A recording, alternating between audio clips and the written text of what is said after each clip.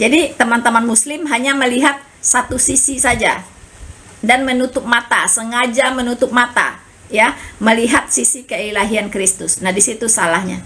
Jadi tidak pernah bisa paham dengan benar. Assalamualaikum warahmatullahi wabarakatuh. Noverina Solihin, lagi-lagi seorang murtadin.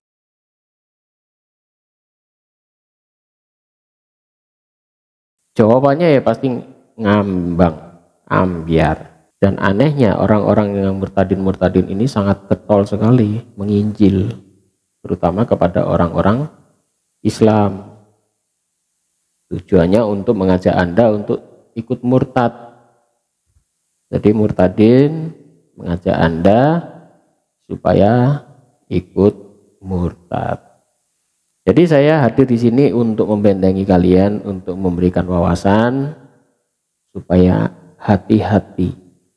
Yang ingin murtad, dengarkan video saya supaya Anda paham.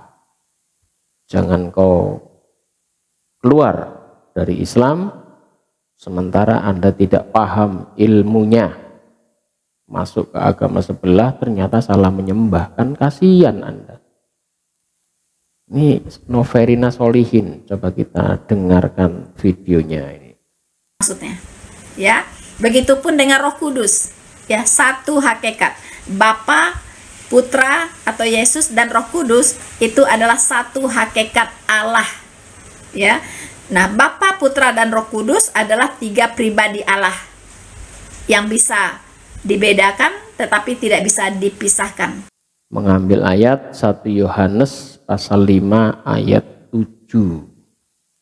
1 Yohanes 5 ayat 7 itu ada tulisan di dalam kurung. Tulisan di dalam kurung itu aslinya nggak ada, tetapi ditambahi, dikira-kira, ditambahi. Jadi itu cocok ya kalau Al-Quran mengatakan kitab-kitab suci umat-umat yang terdahulu ini memang ada banyak campur tangan manusia, dan itu dikatakan sebagai firman Tuhan. 1 Yohanes 5 ayat 7, sebab ada tiga yang memberi kesaksian, tanda kurung buka, di dalam sorga, yaitu Bapa, Firman, dan Roh Kudus, dan ketiganya adalah satu. Dan ada tiga yang memberi kesaksian di bumi, tanda kurung tutup, yaitu roh, air, dan darah, dan ketiganya adalah satu. Kalau tanda kurung ini dihilangkan, itu konteksnya sangat berbeda jauh. Coba kita hilangkan. Sebab ada tiga yang memberi kesaksian,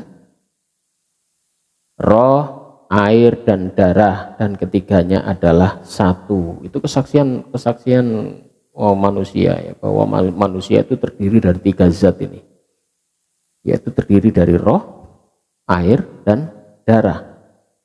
Manusia itu ini tiga komponen yang sangat penting, harus ada roh, harus ada darah, dan harus ada air. Kalau salah satu ini nggak ada, mati dia. Tetapi ini ditambahi, sebab ada tiga yang memberi kesaksian, ditambahi yang di dalam kurung itu, di dalam sorga, yaitu Bapa, Firman, dan Roh Kudus. Itulah munculnya Allah Tritunggal, Allah Bapa, Allah Anak itu manifestasi dari Firman, dan Allah Roh Kudus. Ternyata ayatnya tambahan. Ayat yang di dalam kurung itu nggak pernah ada. Kodeks Sinaiticus tidak menyebut ayat itu ditambahi. Tapi Noverina Solihin dengan mantap mengatakan Tuhan itu ada tiga pribadi dan seterusnya dan seterusnya. Di sini Anda semoga paham bahwasanya paham Trinitas itu ayatnya ditambahi. Nggak ada sebetulnya Allah Bapa, Allah Firman, dan Allah Roh Kudus itu, Allah Anak dan Allah Roh Kudus itu nggak ada. Dan ketiganya adalah satu, dan ada tiga yang memberi kesaksian di bumi, yaitu roh, air, dan darah. Sebetulnya langsung itu. Kalau tanda kurung itu dibuka, dihilangkan, maka sebab ada 3 yang memberi kesaksian, yaitu roh, air, dan darah, yaitu tok. Nggak ada Allah Bapa, Allah Anak, dan Allah Roh Kudus, itu nggak ada. Makanya Trinitas itu nggak ada ayatnya di Alkitab. Bisa aku dan Bapa adalah satu, karena adalah manusia sejati hanya selama 33 tahun. Eli lama sabaktani, Allahku, Allahku, mengapa engkau meninggalkan aku? Aku dan Bapa adalah satu. Ini ucapan Yesus kadang-kadang disalahartikan. Akan-akan Yesus dan Allah itu satu. Allah ya Yesus, Yesus ya Allah. Ayatnya nggak ada sebetulnya. Kenapa? Penyatuan itu juga pernah diucapkan oleh Yesus. Di mana ayatnya? Yaitu di dalam, coba kita lihat di dalam Yohanes pasal 21. Ini soal penyatuan ya.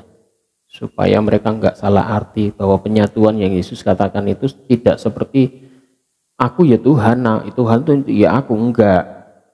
Penyatuan ini murid-murid juga bersatu. Ayatnya di mana? Di Yohanes 17 ayat 21. Supaya mereka semua itu menjadi satu. Semua itu menjadi satu. Yesus mengatakan seperti itu. Sama seperti engkau ya Bapa, di dalam aku di dalam engkau. Agar mereka juga di dalam kita. Ditambahi lebih tegas lagi, supaya dunia percaya bahwa engkaulah yang mengutus aku. Utusan dan yang mengutus itu derajatnya berbeda.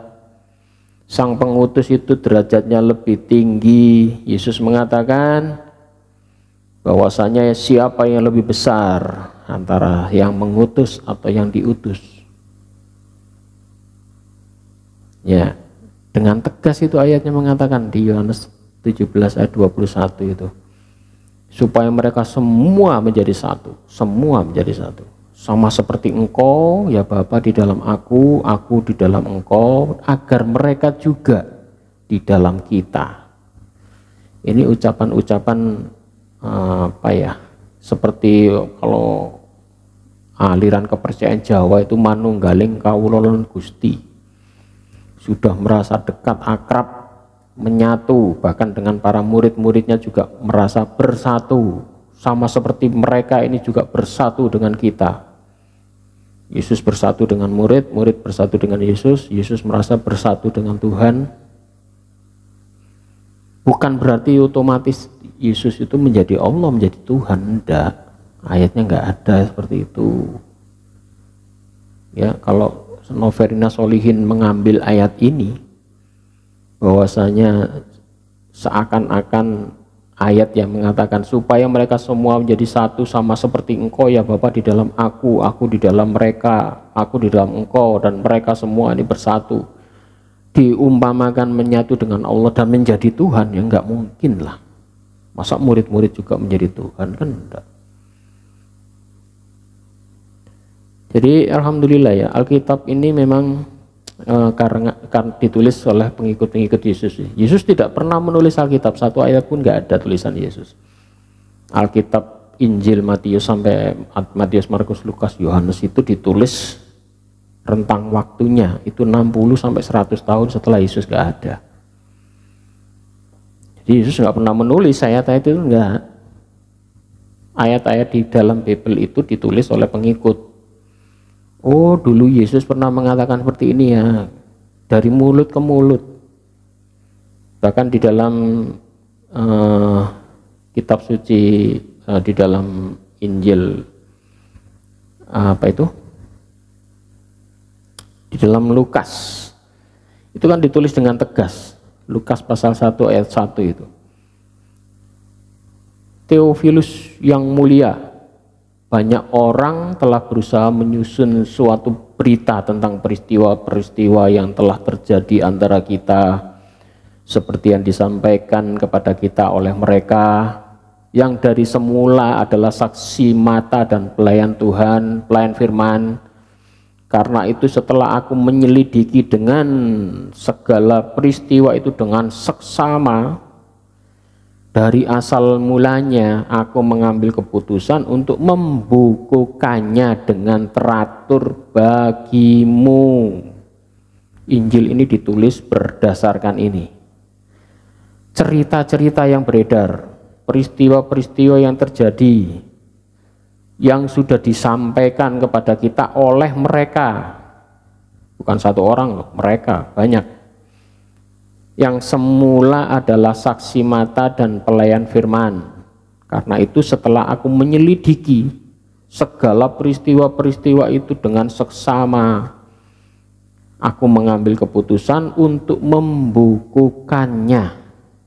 Ini Lukas, ini nggak tahu ucapan siapa ini ya, karena Lukas itu dulu Injil pun itu dipertanyakan, nama-nama Matius, Markus, Lukas, Yohanes itu dari mana juga nggak jelas.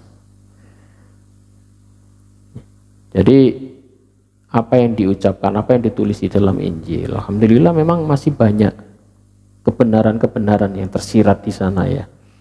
Jadi kalau umat muslim melihat kitab suci Injil itu jangan langsung ditolak.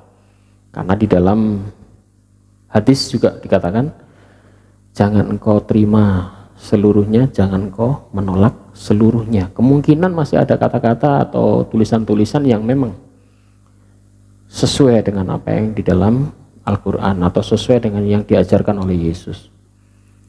Banyak ajaran-ajaran Yesus di sana mengatakan, aku bukan Tuhan, aku ini ya utusan. Sembahlah Tuhan itu esa. Ayatnya banyak di Injil, termasuk di dalam kitab Injil Yohanes pasal 17 ayat 3 itu yang terkenal itu. Inilah hidup yang kekal. Hidup yang kekal itu apa? Mereka mengenal engkau satu-satunya Allah yang benar dan mengenal Yesus Kristus itu adalah utusan. Ini ucapan-ucapan yang sesuai dengan apa yang tertulis di dalam Al-Quran, bahwa Yesus itu atau Nabi Isa itu utusan, tidak ada yang lain. 100% Tuhan, 100% manusia. Jelaskan ini memakai rumus ilmu apa? Apa ada persentase 200%? Maksud dari 100% dan 100% adalah benar-benar artinya ya. Kalau 100% artinya utuh kan? Utuh ya. Iya kan? 100% itu maknanya utuh, tidak kurang, begitu ya. Anda 100% manusia artinya Anda seutuhnya manusia ya, bukan separuh apa gitu ya, genderuwo separuh manusia, bukan ya. Anda 100% manusia artinya Anda adalah seutuhnya manusia. Kristus ya, inilah keunikan dari Kristus, dia 100% Allah, artinya seutuhnya dia adalah Allah dan juga seutuhnya dia adalah manusia. Itu artinya 100% manusia, 100% Tuhan. Ini ayatnya nggak ada. Coba cari itu di Injil. Mana pernah Yesus mengatakan, aku ini 100% Tuhan, aku ini 100% manusia? Nggak ono. Itu karangan-karangan mereka saja. Kalau Yesus dikatakan 100% manusia, maka saat Yesus puasa 40 hari 40 malam, karena di dalam Alkitab tidak disebutkan makan dan minum, maka banyak orang Kristen mengatakan Yesus itu puasanya full 40 hari tidak makan sama sekali, tidak minum. Kalau kodratnya manusia puasa full 40 hari, masa bisa? Ya kan? Katanya waktu di dunia kodratnya full manusia. Yesus sunat, Yesus puasa, Yesus beribadah, Yesus juga sholat, Yesus juga akikoh. Yesus juga tidak pernah mengajarkan orang menyembah dirinya. Dan tiba-tiba Yesus juga 100% Tuhan. Mana ayatnya? Nggak ada. Tiba-tiba Yesus menjadi Allah, menjadi Tuhan. Nggak ada. Jadi Noverina Solihin ini mengatakan hal seperti itu. Pak, ada persentase 200%. Jadi manusia nggak bisa seutuhnya. Jadi teman-teman muslim hanya melihat satu sisi saja dan menutup mata, sengaja menutup mata ya, melihat sisi keilahian. Umat muslim menutup mata keilahian Yesus. Ya memang nggak ada ayatnya. Konsep 100 Tuhan manusia dan 100% Tuhan yang ditimpakan kepada diri Yesus itu enggak ada. Justru yang ada itu malah ada dua kehendak di dalam diri Yesus. Apa contohnya? Saat Yesus berdoa di Taman Getsemani, saat Yesus mau ditangkap itu, Yesus berdoa dengan sungguh-sungguh sampai keluar titik-titik keringat air mata itu seperti tetesan darah. Dan Yesus sangat ketakutan di sana sehingga malaikat turun memberi kekuatan. Di sana Yesus berdoa apa? Kalau boleh ya Tuhan, cawan ini lewat daripadaku. Tetapi semua ini bukan kehendakku, tetapi kehendakmu yang jadi. Berarti ada dua kehendak. Yesus dan Tuhan itu berbeda. Kehendak Yesus bukan kehendak Tuhan. Kehendak Tuhan bukan kehendak Yesus. Yesus waktu berdoa, ya Tuhan, lah iso aku ini nggak ditangkap gitu loh istilahnya. Ketakutan di Taman Getsemani. Ternyata kan ditangkap. Tetapi berkat doa yang sungguh-sungguh itu pun meskipun ditangkap akhirnya kan lolos. Karena di dalam Al-Quran dikatakan sebetulnya yang disalib itu bukan Yesus, diserupakan orang lain.